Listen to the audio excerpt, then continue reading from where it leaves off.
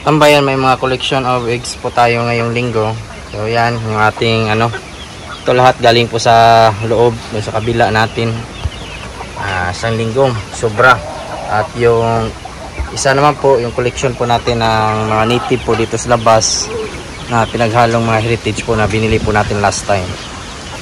Yan, napakainit po ngayong araw. Lulog po natin doon sa ating incubator. Nasa 115 po yung ating papasok, iloload.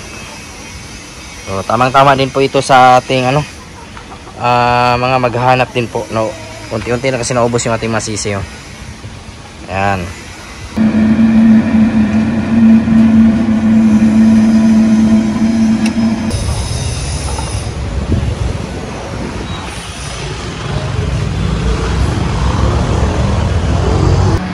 Katambayan, nandito tayo sa tapunan po ng mga gulay po dito sa palengke. Yan. Meron tayong nakuha dito. Mga cabbage, mga kalabasa. Yan, mga libre po yan. Ito yung ating mga pato katambayan, no? Magka-try po tayong mag-buy and sell po. So, dati na po natin itong ginagawa na mag-buy and sell ng pato nung hindi pa tayo nag-alaga po ng manok. Yung mga pato po natin, malakas kumain, hindi po namimili ng pagkain. Yung mga gulay po natin na kinuha kanina, ibigay din po natin dito, gawin po natin pang merienda nila. Yung mga malalaki sa loob, sigurado po yung ibibenta natin yan. Madami po naghanap po ng mga pato ngayon. So tamang-tama din po na meron natin buy and sell. 160 yung ating kuha. Benta naman po natin ay nasa 200 per kilo. Yan, sarap tingnan ng ating mga alagaw, lakas kumain. Talagang maubos po nila lahat. Yan yung maganda sa pato.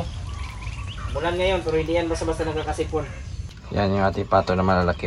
Makainit po niyan. Malinis po yan mga katambayan. Ito yung ating pang buy and sell. Pwede itong package nga katambayan kasi isang lalaki at 7 babae. So tamang tama talaga. Yung pato pa naman nasa 15 to 20 yung itlog. At lahat ng itlog na pato ay halos napipisa po. So napakagandang alagaan. Maghanap po tayo ng buyer po nito mga katambayan. Hindi naman natin may benta ang pato ito. Pwede natin ito padamihin katambayan. Napakabilis pa naman po dumami nito. Ayan yung sisiyo na ito nasa 40 plus. Bali tatlo yung nito, tatlo yung inahin po nito.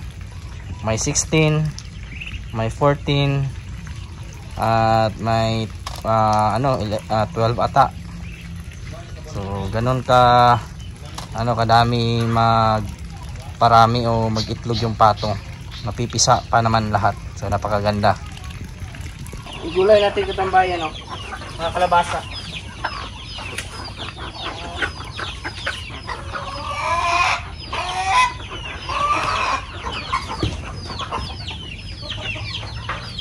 So kakainin po ito ng mga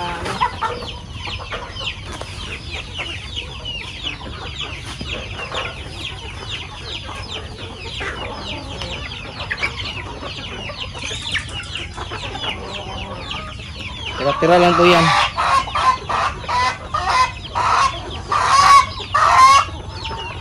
Laking tulong po yan sa mga balot natin ang merienda.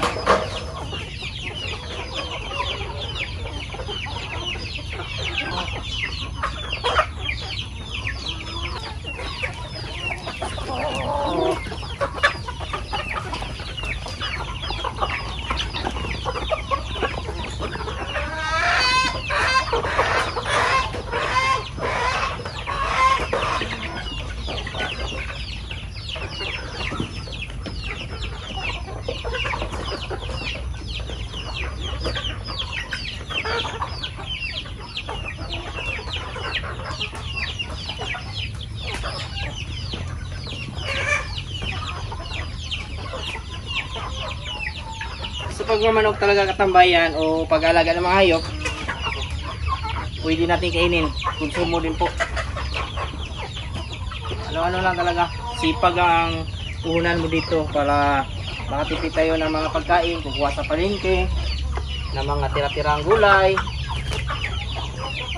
diskarte lang talaga. Kahit tumina yung bintahan ngayon, may mga parang pamaraan pa po talaga na makatipid. Hindi malaki ng gastos. Mga native natin, baka magbibenta po tayo ng native po natin sa tabing daan doon sa palengke ng General Santos City. Doon banda, magbibenta po tayo para maano natin, para kumita din po tayo.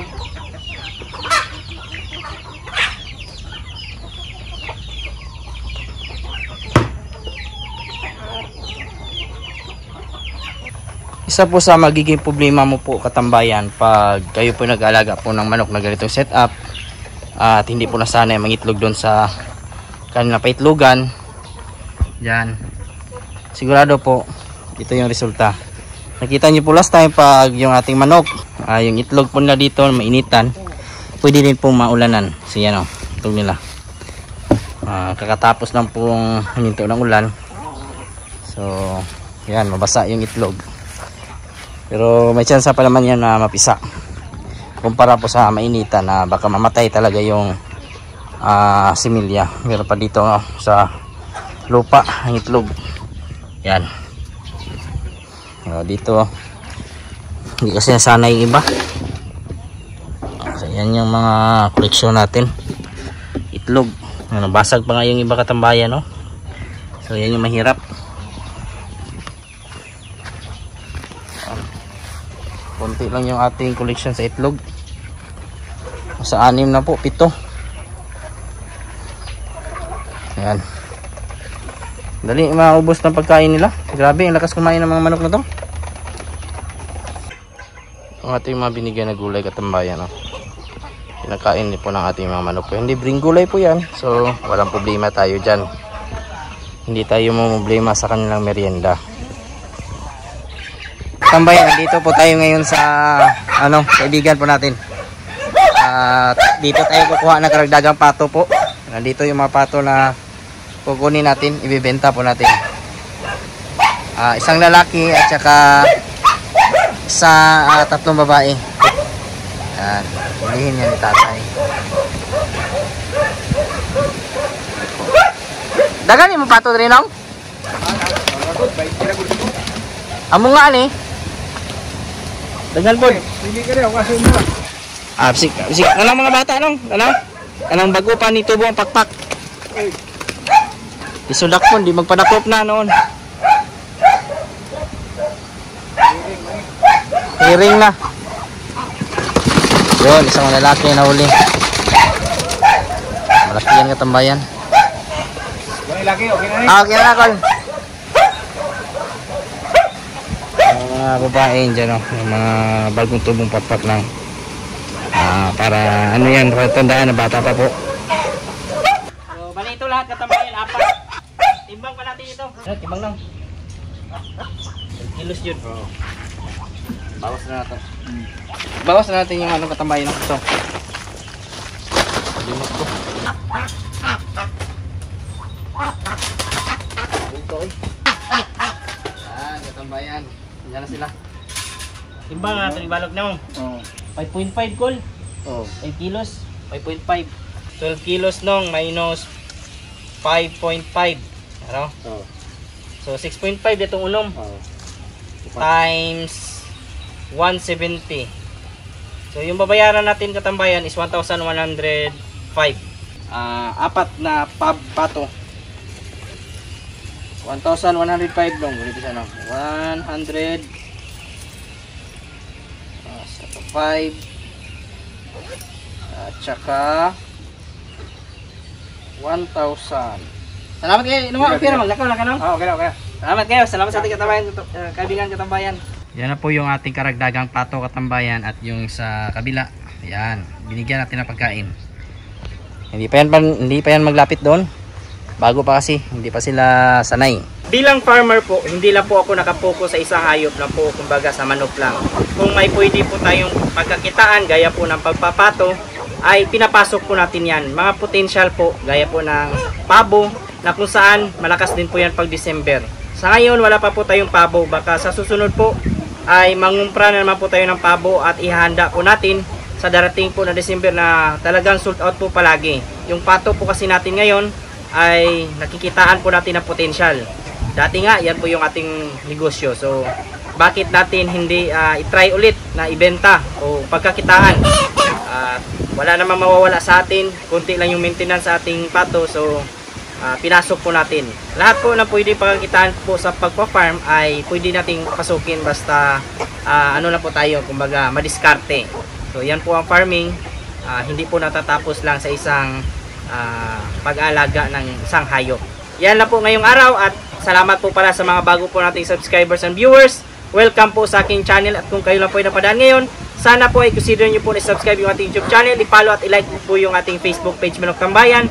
Nag-upload na rin po tayo doon, malaking tulong po yan. Kung may mga katanungan naman po kayo, ilagay nyo lang po sa comment section at ating sasagutin. At huwag kalimutan i-click yung notification bell para sa mga susunod na videos. Maraming salamat po pala King's Vita Plus Animal Feed Supplement, Panamox, Panamox Forte, Worms to Go, Intenso Plus, Intenso Premium, and Intenso Power Stag. Bago muna tayo magpaalam, shoutout muna natin yung ating mga kaibigan dyan na si Mark Kiel, Captain Ray Cañete, Steward Fuerzas, Ruel Aguilan from Iloilo, Rick Slim Vlog, User, Ronald Fuertes. Sa mga nanood po dyan ngayon, shoutout po sa inyo lahat. Sa mga hindi ko naman po na shoutout, isa-shoutout ko lang kayo sa susunod. Maraming salamat, God bless at ingat po kayo palagi. Bye-bye!